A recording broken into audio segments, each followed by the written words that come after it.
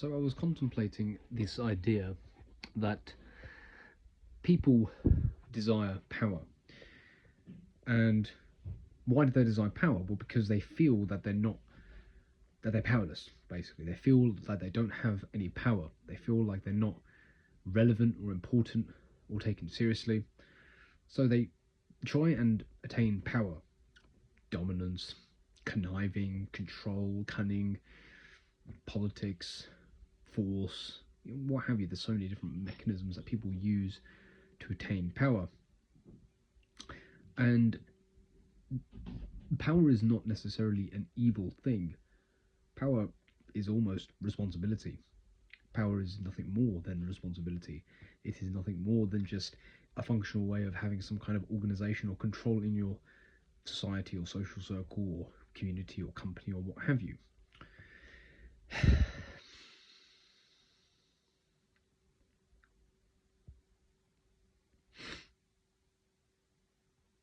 Power isn't the problem. The problem is we feel that we're getting pushed around by others a lot.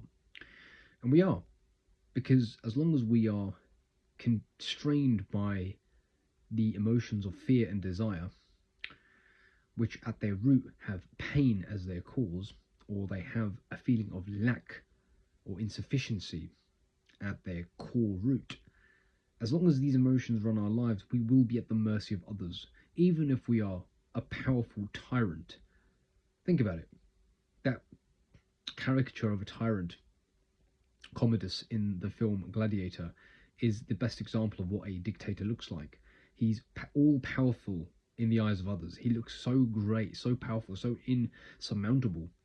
But then you look at him and how pathetic he is, and how much lack of control he has over his own internal life and his own desires and his own family life. I mean, he even tries to seduce his sister. And the other man that he hates so much, this almost in his eyes a lowborn, a someone who is not even on his level, the gladiator, of course, Maximus. He looks at him, and the gladiator man, Maximus, is a sincere man. He's a sincere man who does things because of right reasons. He doesn't do them because he wants to prove something or to be seen as great or to get something. He does them because he believes in what he's doing, right? He fights, he does his job as a Roman soldier, he rises through the ranks, he becomes a general, he leads well. I mean, he believes in everything. He's the idea of the masculine man who is a dutiful man who does what's right, is honest, truthful, and competent. And Commodus hates him. But you see, the true power of Maximus isn't in his abilities. It's not in his his being chosen by the emperor. These aren't the reasons why he's looked towards as a powerful man or as a symbol. I wouldn't say a symbol of power, but a symbol of what we want to be like. And it's because he has self control. He controls himself. He is not pushed around by his own desires. He's not pushed around by his own fears. He's mastered fear. Fear is not mastered by going and getting into loads of fights, although that's a way of doing it. I've done that. Not on the street, but in the martial arts club, you could say, boxing and all that. It's a way of doing it, but fear won't really ever be mastered that way. You might learn how to embrace fear, you might learn how to use it as power, as strength, but if it's following you around even when you're outside of the club, or if you're a typical fighter character, it's probably always following you around. The only way you'll ever master fear is if you accept that fear is not to be feared, your attachment to it is supposed to be detached. And the way to become truly powerful is the mastery of these two things, desire and fear, realizing that you're neither, realizing that you are that which is beyond desire and fear, right? You can watch a desire arise and fall. You can do that. It might not seem like you can at the beginning stages because it has such a strong hold over your identity, but eventually you will get to the point where they are weakened. The attachment is weakened because it is nothing more than a thought form that is habitually formed in your mind by you constantly re-energizing that cycle over and over again. Just like, for example, when you go to the gym, you constantly grease the groove when it comes to your biceps. You might do bicep curls, you might do ham no ham. You might do hammer curls. You might do a barbell curl. You are greasing the groove. You are training the neuromuscular pattern of the bicep. You will naturally have bigger biceps. Now, if you were to change that movement even slightly and do it maybe a little bit more vertically instead of horizontally, so this is horizontal, this is vertical, you are now training your forearms more than you are training your biceps. So you've activated the neuromuscular circuitry of your forearms, not your biceps. And that's so subtle, and that's just your body. I mean, your body's fairly, fairly big, right? It's a gross movement. It's a gross motor system. What about your thought forms? What about your personality? What about your ego? These are things that are also trained. Now, you might think, well, how the hell am I supposed to train a better personality? How the hell am I supposed to train a better person? How am I supposed to train me as a person to not have fears and desires? Like, that's impossible, right? Well, not quite. It's the job traditionally undertaken by the philosopher. The archetypal philosopher was not someone who sits in a man cave with loads of books writing all day about treatises and all of this stuff. In fact, one of my favorite philosophers of all time, Epictetus, talks very candidly about the idea of being a academic philosopher and how this is a meaningless task for your average start out. Your start out philosopher, the one who has ventured upon the course of philosophy, is he who loves wisdom. Of course, that's what a philosopher is.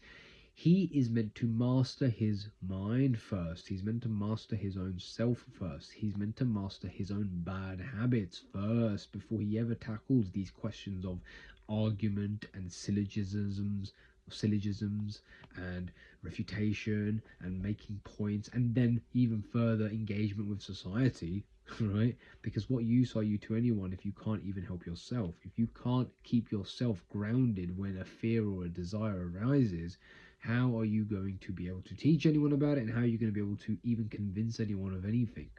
Because you're so easily pushed around. And that's what I mean by being pushed around.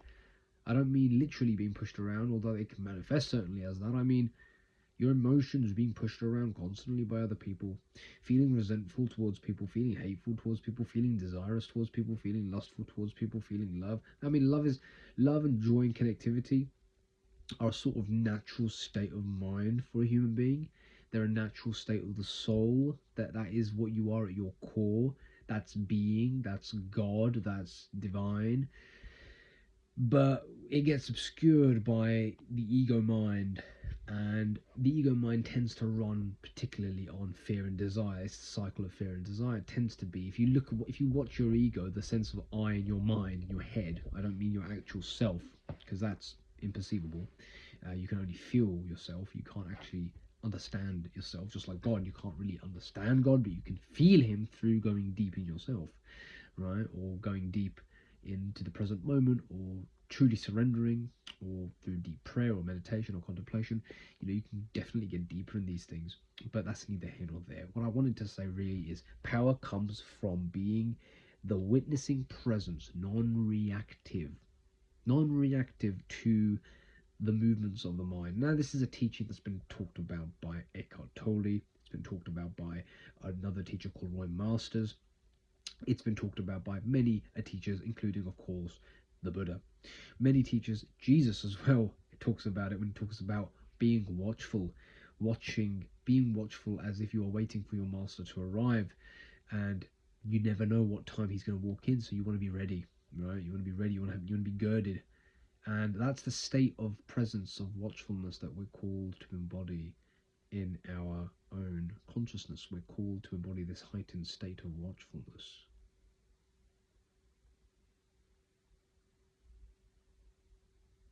It's not suspicion. You're not thinking at all, right? You're just present.